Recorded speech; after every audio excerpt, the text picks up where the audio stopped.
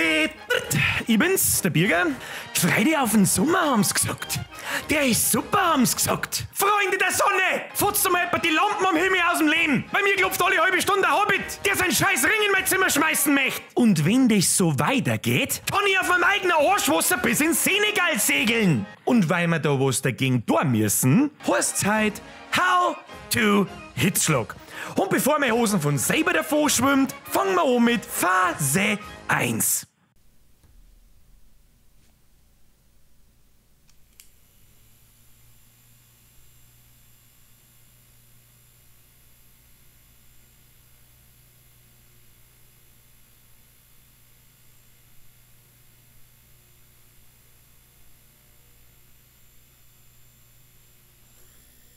Dreck!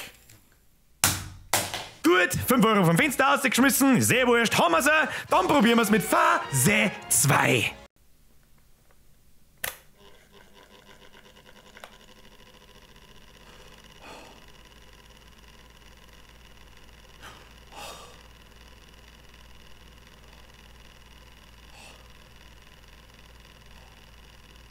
Leg mich doch am Arsch!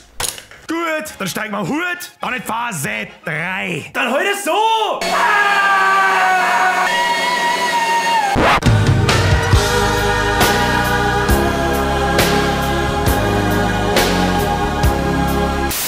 Und was lernen wir jetzt da draus? Richtig, Arschwasser macht erfinderisch. Ich sage euch merci fürs Zuschauen, lasst ein Like und ein Abo da für mehr Blödschiss. Ganz ehrlich, ich schleiche mir jetzt, leg mir in meine Tiefkühltruhe und schreibe Island drauf. Haut euch eine, habe die Ehre.